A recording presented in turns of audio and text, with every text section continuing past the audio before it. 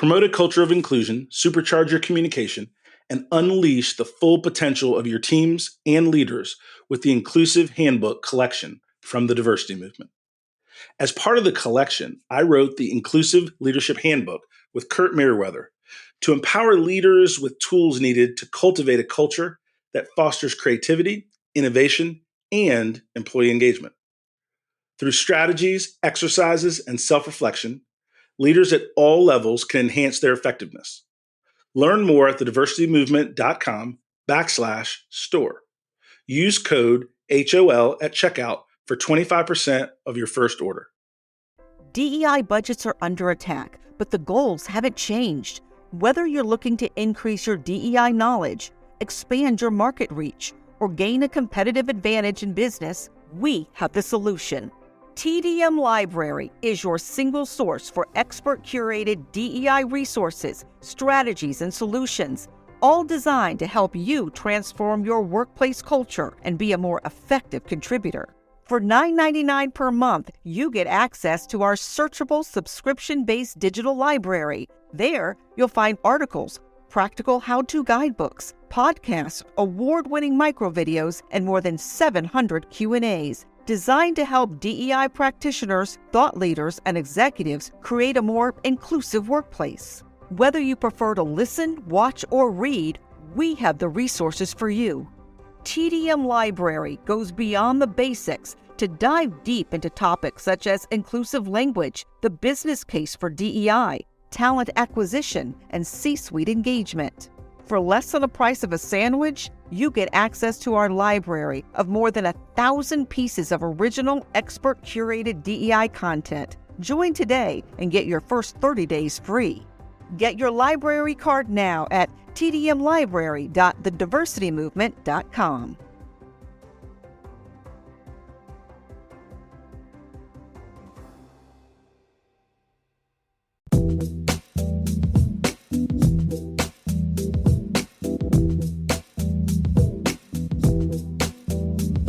Welcome to the Hustle Unlimited podcast. Our mission on this show is to inspire greatness in people who are chasing their dreams. We'll give you access to entrepreneurs and business leaders who will give you the fuel to chase the dreams that you have. Our guests want to give back to the next generation of leaders by sharing details of their journey and the lessons they've learned along the way. Please welcome the host of Hustle Unlimited, Donald Thompson, and this week's guest, Sid Smith, a lifelong entrepreneur and current owner of Carolina Fresh Water.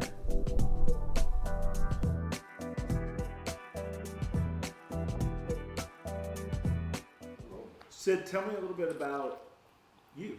Like we're just meeting. Give me the story. Where were you born, raised? Like give me a little background. I've got Jess and I have talked a lot about our elevator pitches because she needs to have one, as she, gets out in the marketplace. And it's made me think a lot about mine because, we have 9 different businesses and, it's, the only thing that I can really pin it down to is I sell stuff. It doesn't matter what it is, and, it started out as myself. I grew up on a farm, about a 5,000 acre farm in Ohio.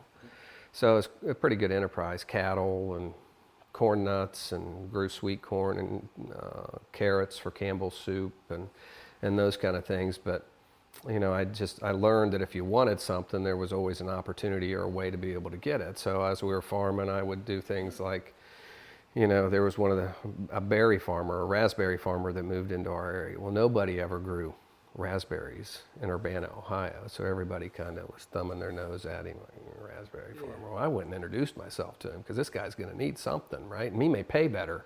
Right.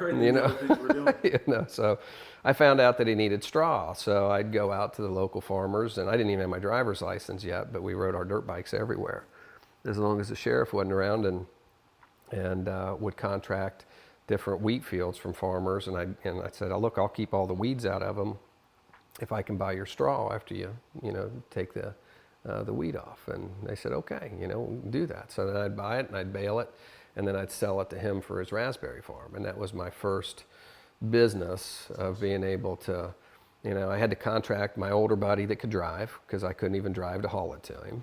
you know. My dad allowed me to use the equipment, you know, on the farm and didn't charge me for fuel. And I found out later in life it's a lot easier to have a profit when you have no cost, you know. Then, you know, once you start having costs, it's a different equation. But you know, then I just caught the bug. I went to college for agriculture and came back one summer and my parents always pushed me to, you know, to try to get out there and experience some other things. And I got a job with Vector Marketing selling Cutco cutlery. Yeah, which is what knives. which is mine was Amway. Okay, there you go. In terms of learning the hustle. Oh, that's it. You know, and I just found out, you know, been working for $4 an hour, you know, sweating my behind off, and you know, I could make, you know, $20, $30, $40 in a day, and you know, I'd go out and I'd sell a set of knives and make $400 in a couple hours. And I thought, there's something to this. You know, I didn't sweat. You know, I had a great time. You know, I got to meet somebody new. You know, they love the product. It's got a lifetime guarantee. So I think I want to be in sales. You know, so that's the direction that I've taken the rest of my life. No, that's awesome. Yeah. What have you know, if you were talking to somebody that was early in their career, as you look back, what are some of the things that made you different and special? What are some of the things they could emulate?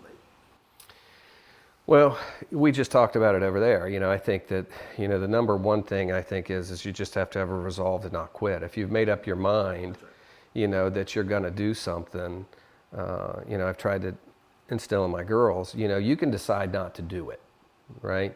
But you're going to do it until you're on top, and then you can decide not to do it. But you're not going to quit at a low point when things are, you know, going at their worst and, you know, things aren't going good. You're not going to quit. You know, if you want to work your way through that and get on top, and you see you don't like what you see around you, then get out, you know. But then it didn't whip you. That's right. Right? But you quit and something whipped you, you know, that gets your soul. That's right. You know, so I think that's what kids, you know, we've got several kids in our lives that, you know, we just see, they just quit. You know, it gets tough and they quit, and then they move on and they're not building anything. And most of the time what you learn is what you learn by fighting it out. You know, you learn about yourself. You figure out new tools to make it work. You have to do things differently. And if you quit before you have a chance of doing that, the money comes. That's right. If you learn, the money will come, you know, because you're increasing your value. And the only way you increase that value is by sticking and staying. There's also one of the things that I've learned is that the competition is much less for those that stick with something. That's right. Every step of that success ladder is less populated. Is less populated. Yep. And people can't understand that. That's kind of the faith part of it, right? Because they don't believe it their first time through. Yep. But there's so many people with great ideas and no resolve. Yep.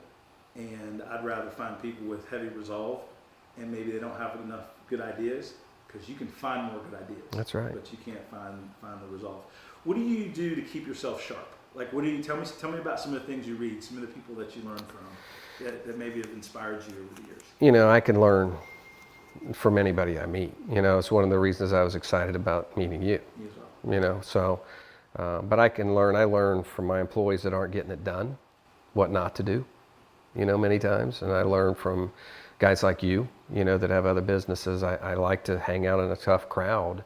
You know, I live by a philosophy that if I'm find myself the toughest guy in the crowd, I got to find a new crowd. You know, I got to move up. I got to push myself to continue to go. Otherwise, that's, you know, you kind of run out of gas. But I read a ton. You know, What does a ton mean?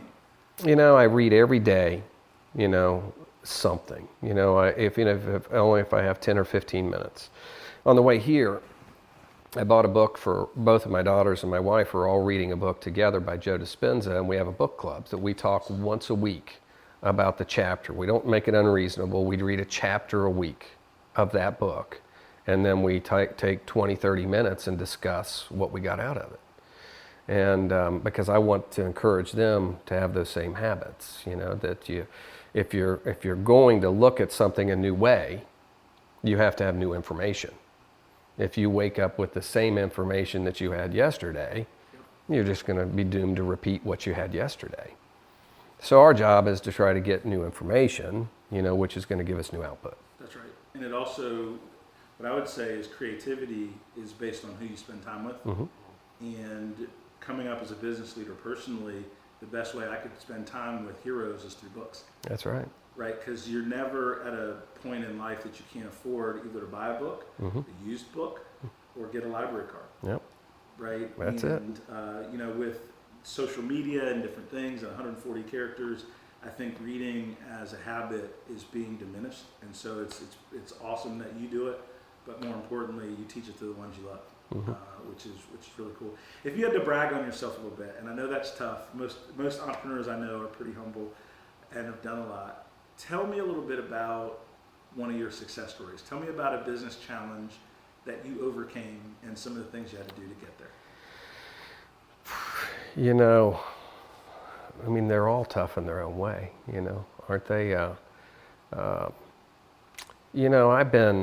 really been blessed that I guess I don't really see it that way. I don't. I see that there's that hill to climb is just part of what I'm doing. It's not an obstacle. It's just something else to get over. I know I'm going to have hiring issues. I know that we're going to have, I have a different focus when I start a business than most do. My number one thing when I open the doors of a business is creating income, right? And if I create income, then I can find somebody sharp to come work for me. But if I'm broke, and I can't pay them, then you can't hire talent.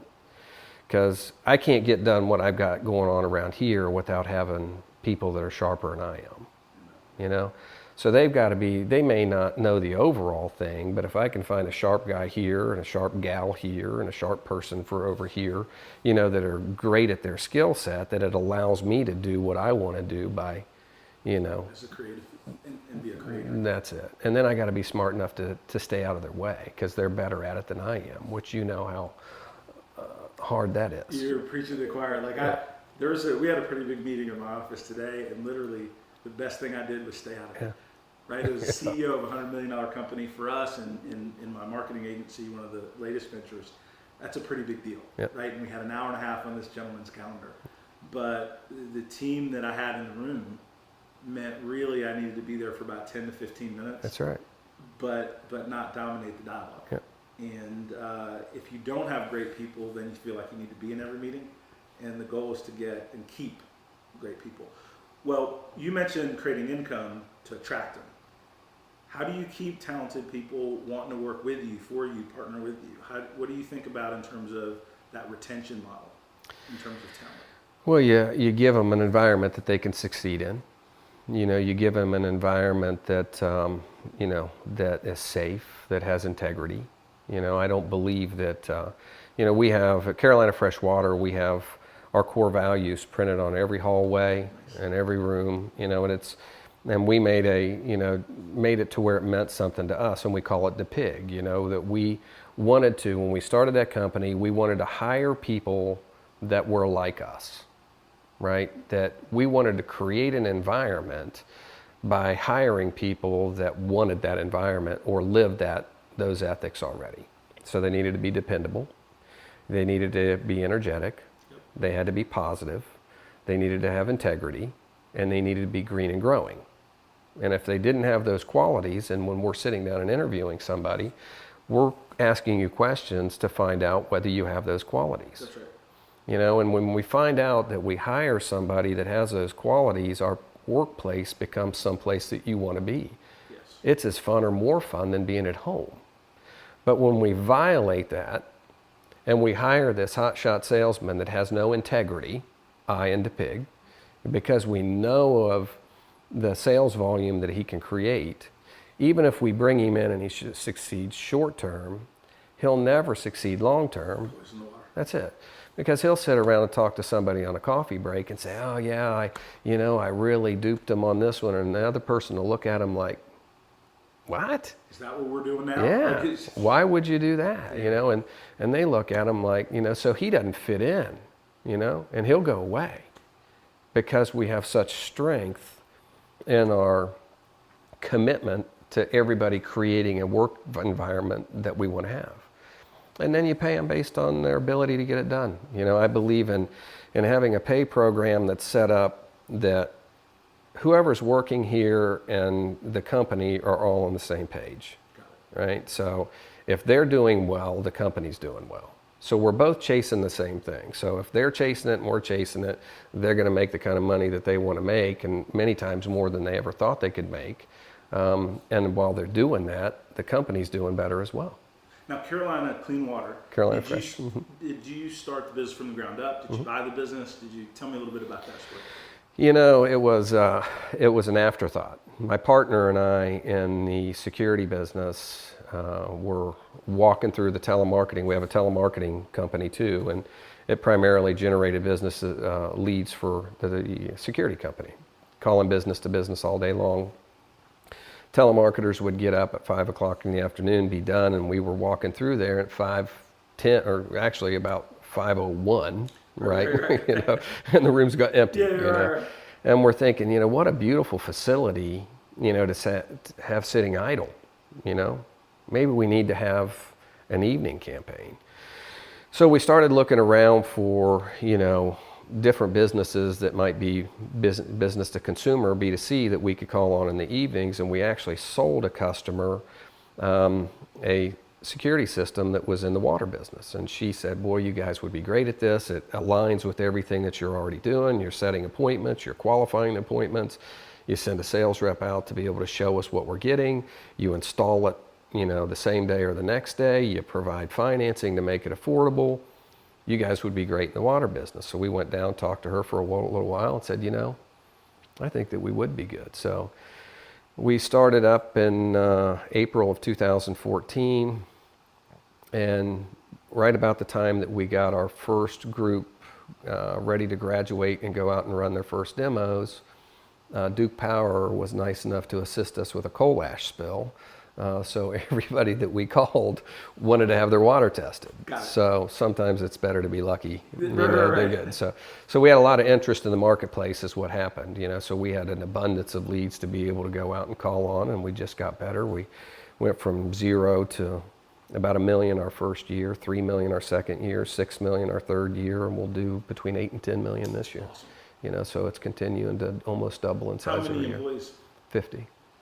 So from 0 to 50 employees. And I mean, one, I applaud it only because not just the business success, but that's 50 individuals that have a great place to work. And entrepreneurs, I think, are and will be the lifeblood of our economy. And for dreamers to go out and just see a niche and go chase it, that's 50 people that are going to have a better way, a better life. Yeah. So I think that is super cool. When you think about looking at a new business, let's switch gears for a little bit. As an investor and entrepreneurs, right? I understand you do a little angel investing and different things like that. Tell me some of the characteristics that you look for, not so much in the business, in the individual that you're going to put money with. You know, and this may be, it's probably a story, and I'm not sure that it's great for this, but it may be. We'll edit it, we'll figure. I'll use it for another time. Either way, like it'll be fine. My friends give me a hard time about this, you know, but it's just kind of it fits exactly with what you're saying. I've got a guy that worked for me for over a year as my marketing manager, ran our telemarketing office, and just brilliant.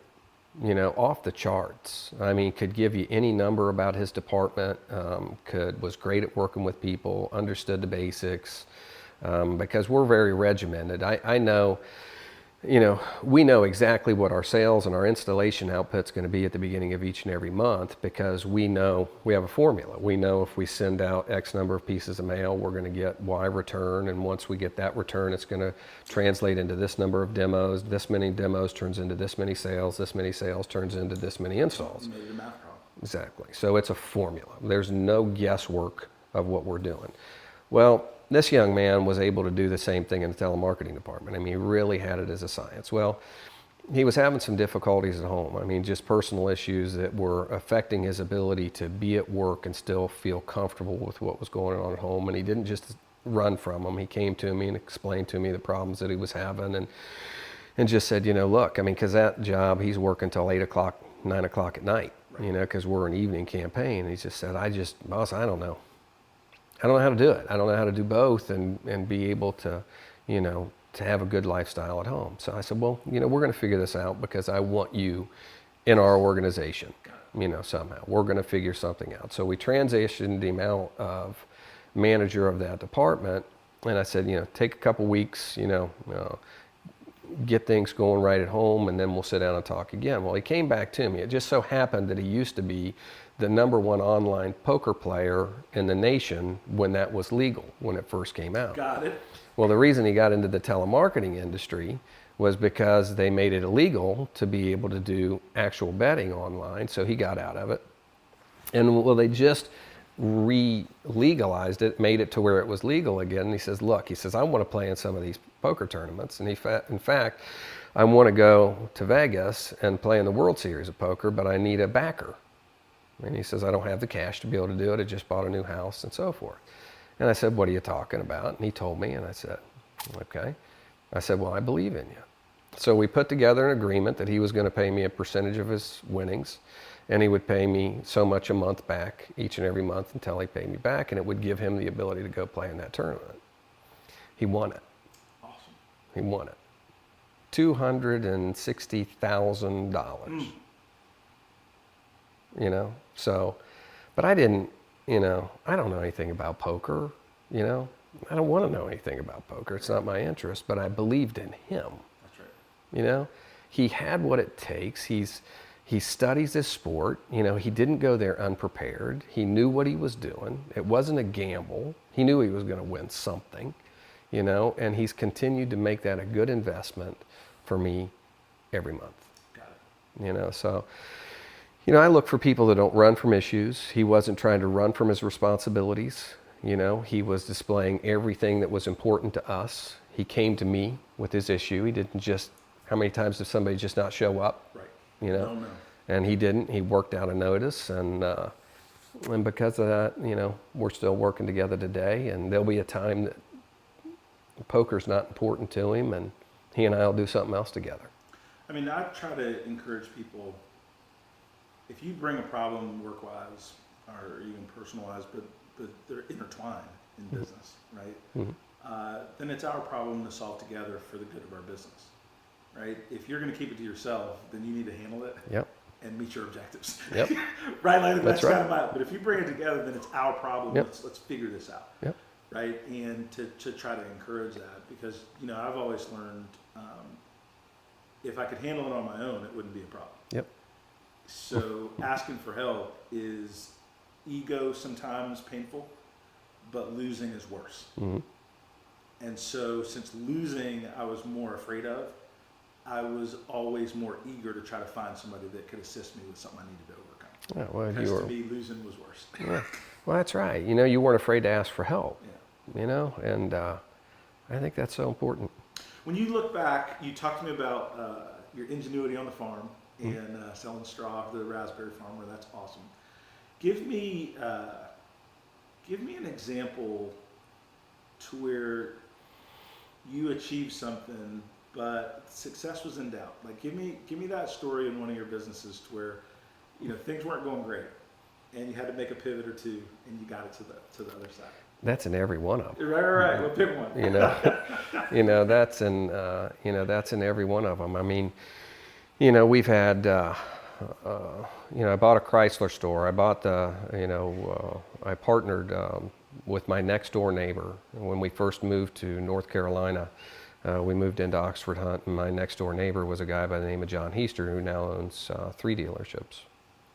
And he and I just became best of friends, right from the very beginning. We have matching daughters. They're same ages. They became best friends. Our wives became best friends. And anyway, he was working as a general manager for a dealership and always had a dream of owning his own dealership, and he, found a dealership that might be available. I mean, he was very much wired the same way that I am, I mean, we will bet on a foosball game, a ping pong game, we'll come up with a new game just to have something to just be to have something to compete with. Exactly. So we were wired very much alike. And we decided that, he wanted to buy this Chevrolet store. So he and I spent a lot of time talking about it. He wasn't, exactly sure how to be able to go about doing it. And he created the investors that he needed to be able to do it. And that store was getting going. And then he found another little Chrysler store that was, 10, 15 miles from there, and said, man, he says, we got to do this together. Come on, let's go down and take a look at this thing. So we went down to Coates, North Carolina, and pulled into a Chrysler dealership that, to give you an idea, that was the most underperforming Chrysler store in the U.S. Got it. It sold 3 new cars the previous year. Okay. That it had been in business. Yeah, that's underperforming. That's so it wasn't doing much, right? So, and invested in it, but I'd never had any car experience, and and boy, I'll tell you what, there were a lot of sleepless nights. What I didn't realize is it's not just selling cars. You have 5 businesses inside of a car dealership. You have new car sales, you have used car sales, yep. You have a finance department, you have a parts department, you have a service department. So you have all these different businesses. You don't just buy one business, that's you've right. bought 5 businesses, all inside one. And that was a learning curve. Got it. Because you can, car dealerships eat.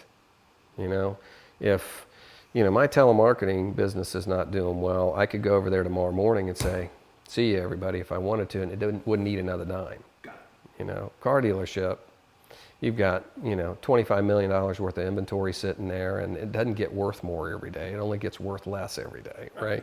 And you can hear it some days, depreciating. But we turned it. We built a brand new facility, and we moved it to Lillington. Built a brand new multi-million-dollar facility over there, and it turned out to be a great thing. Sold out to him 7-8 years ago now, and he's still operating it and doing well. That's awesome. Yeah. One of the things I've heard you say a couple times is I identified an opportunity and I partnered. Mm-hmm. Right? Tell me, it doesn't seem like you go it alone. You find other smart, like-minded people mm-hmm. to do big things with. Yeah, well, I think that's important. I try to, but I align my partnerships very. John brought, in the dealerships brought something that I didn't bring. He wanted to be the guy in the commercial. He wanted to be, I don't care for the limelight. I want to go out to dinner and not have people recognize me. He wants to go walk in a door and have everybody say, hey, John, loves it, and there's nothing wrong with that. It's just different ways that we're wired. And I knew that he would be great, for that business, and he is. He's really made it happen today. And other businesses that I get into, I look for somebody that has a skill set that I don't have, that we can complement each other. Because if you just, the tendency I think many times is, wow, that guy's got to be just like me because I got to work with them every day. No, I don't agree. I think that they need to be, different than me. They have a different skill set, so we're both bringing something to the table. That's the way you catapult it. No, that makes sense. So that makes sense. When I look at things, it's the same thing that you described. It's can 1 + 1 = 11. Mm-hmm. And when you find people that you can have that kind of exponential growth with, it's pretty exciting. Yeah. So let me ask this. So when you look at, we've been talking about business. We talked about some of the things and reading and the farm and different things. What currently is your Energizer Bunny? Like, what are you working on now? What are you looking at in the future that gets you excited from a business standpoint?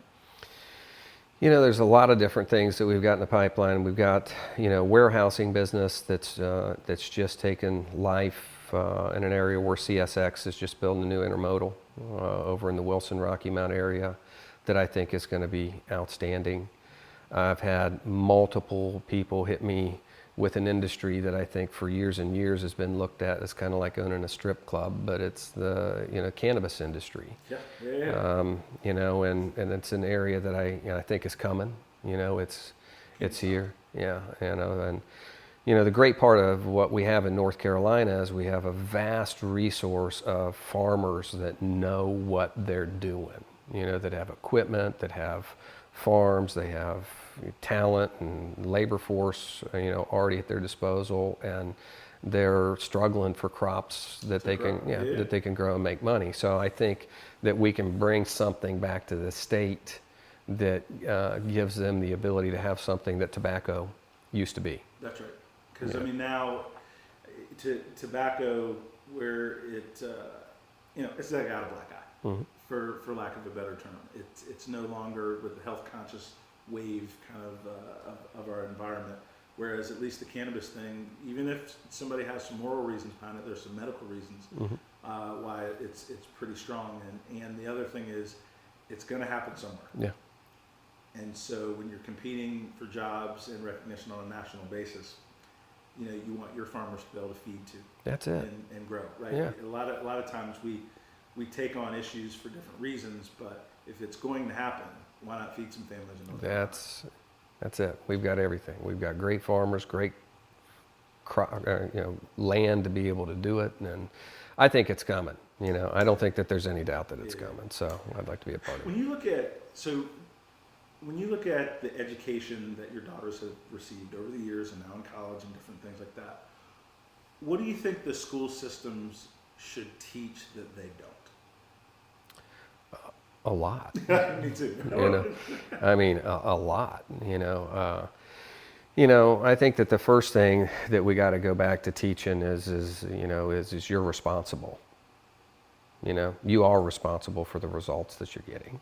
It's not up to your mom, it's not up to your dad, it's not up to your school, it's not up to your, your society, to be gifted something. It's up to you. And, and the great part about, living where we live is any amount of money that you desire is on the pay scale out there now. We see executives that are making $30-40 million a year. And you see somebody that's working as a cashier someplace that's making minimum wage. Why? Obviously 40 million a year is on the pay scale. Why can he make it and you can't? I think that we need to teach our youth that they have the ability, in their control to be able to make whatever that they want to in this land of opportunity. They got to learn how to plant the right seeds. They got to learn that they're responsible. They got to learn that they've got to develop more skills. If they want to be able to make more, then they've got to bring more to the marketplace. That's right. Right? This act of demanding that minimum wage, $17 an hour is already on the pay scale. You don't have to demand me to pay you $17 an hour. That's right. They don't have to come in and say, we're going to strike. No, all you have to do is bring more value and I'll pay you $27 instead of $17, right? And we got to go back to teaching that. It's there. You don't have to demand it's there. Just bring more value. Bring a work ethic. Don't just come to work. Come to work with a smile. You whistle, I'll give you a 50-cent raise, right? If you just do it with a good attitude, and I don't know why, that we've got away from that and thinking that profit is a dirty word. Profits aren't a dirty word. Sales is not a dirty word. Everything in this country happened because somebody sold it. Amen. Every piece on that car that you're driving was sold to that manufacturer by somebody. Every medical utensil, every hospital bed, anything that you use in the entire world was sold by somebody. Sales is not a dirty word if you're doing it for the right reasons. If I'm coming and bringing something to you to the marketplace that's of value to you. That's right. But we depict it as something different today. I mean, I would say as we wrap up and finish, and I've enjoyed talking to you. Likewise. I look forward to getting to know you better. We're pretty similar in that, I grew my career as a bag carrying, quota carrier, and sales guy. All right. And the reason that I love that as a profession, and still do, I just have some different roles in businesses because I could set my salary. Mm-hmm. If I was willing to work and learn the product and do right by customers, I could create the life that I dreamed of. And so I agree with you that sales is not a dirty word. The other thing that I would say that I would just echo is that personal responsibility you said in your number one item. Mm-hmm. That a lot of times our society makes things everybody else's fault. Mm-hmm.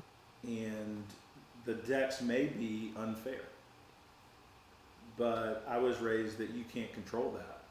But you can control what you get up out of bed and go do and the work you put in that day. And that opportunity was my focus, not the uneven aspects of our society, And I think that helped me move forward. Because I think you mentioned also good attitude, good energy. By having good attitude, good energy, I think you attract it. No doubt. And even though there's plenty of things to be disgruntled by, I didn't want that on me. I wanted that seeking new opportunity. And the more I spend time with folks and entrepreneurs like yourself, the more energized I became as a young business person of what could be. And that attracted other people to me that saw that humility, yep. and more important, that work ethic. And thirdly, if they taught me, they could make money from my efforts. That's right. Right? Yeah. And there's nothing wrong with that. Yeah. Like, there was nothing wrong with people saying, wait, that kid can sell. Yeah. I want him to sell my product. And then they didn't want you going anywhere. And then they didn't want me to leave. No job security problems. Yes, exactly. I'll tell you something that we need to do. I've told my girls that if I was going to go out and I was going to have a reality show, this is what I'd like to do. I want you to drop me in a city that people say there's no opportunity. Drop me in Detroit, someplace that they say that there's, no real opportunity, no cell phone, no network, $100 in my pocket, just enough to get me someplace that I can stay. And within 1 year, I'll be making $100,000 a year in an environment that people say that there's no opportunity. And show people, if you bring value, I don't care if I have to go sweep floors. That's right. Because before long, I'm going to be running the kitchen, right? Did you get that? Right? That's exactly Right. how I feel. Just give me an opening, That's and right. I'll prove to you I can do more. That's what we got to bring. That's the American spirit. That's right. And I'd love to show people that. I'd love to have somebody do it with me. So if you ever have any time to do that. I'm open. Like, that would be like if we could get it sold. Yeah. I wouldn't just do it. Yeah, But yeah. if we could get it sold as a show. Yeah, exactly. Yeah. Like, we could get it sold as a show. I'd be That's into it. I'd do it with Right, you. just drop us That's anywhere. it. That's it. And Progress report. The challenge would be, like, if we were sweeping the floor, then we'd have a floor sweeping Yeah. business. Like, we would make it. Like, the odds would be stacked. Like, it'd be silly to bet against us. That's right. Right. But the concept of that opportunity lives where the dreamer's heart That's it. is pretty powerful, and I can sense it, and I can sense it as much of what you showed me, the video Yep. before about the business that was created for gang members to learn a different way, Yep. and it's very, very powerful. So, Sid, thank you so much My for pleasure. inviting me in your home Yeah, and my pleasure. sharing your thoughts, and look forward to getting to know you better. Yeah. And this will be just a jump start. Likewise. Great. Thank you for joining us on Hustle Unlimited. Make sure to join us each week for more conversations with leaders in our community. If you enjoyed this episode, leave us a review and subscribe on your favorite podcast player. Until next time, make it a great week.